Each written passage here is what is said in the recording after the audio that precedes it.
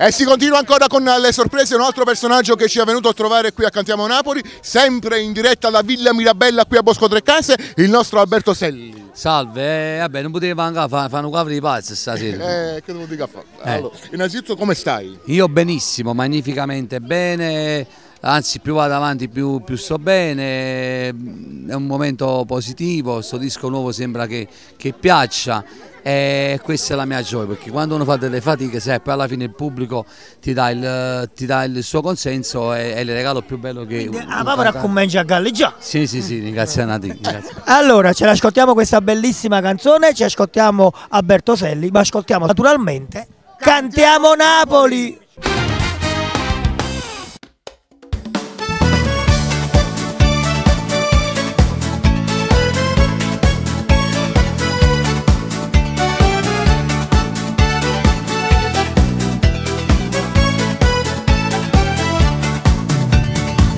Nella città, al comunio tuo, chi ti senti parlare, pensi che sei importante, ti conosco troppo buono e a lontana voglio stare, perché sono tanto tu sei bravo a fare. Non bevo un caffè, non spiegno l'emozione, ma che tanti già fa, se solo un buffone, c'è una pacca ripetiata e manca da dire no, non si cambia fantasia, un po' capire. Tu sei un piatto vacante, tu sei soltanto una perdita di tempo, quando ti vedo hai aperto fastidio e cagni strada per non ti incontrare. Tu sei un piatto vacante, la cosa bella sei pure convinto, manca il telefono e giù ti rispondo, ma viene l'ansia sulla te parla. Che posso fare, non ti sopporto, si viene a casa e non serra porto, non porta niente, un piatto vacante, si chiesta per me.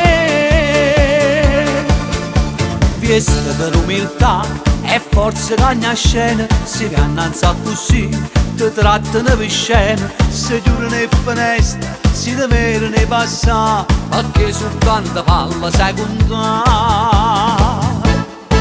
Tu sei un piatto vacante, tu sei soltanto una perdita di tempo, quando ti vedo hai aperto fastidio e cagni strada per non ti incontrare. Tu sei un piatto vacante, la cosa bella sei pure convinto, manda al telefono e giù ti rispondo, ma viene l'ansia sulla te parla. Che posso fare, non ti sopporto, si viene a casa e non serra la porta, non porta niente, un piatto vacante, si chiesta per me.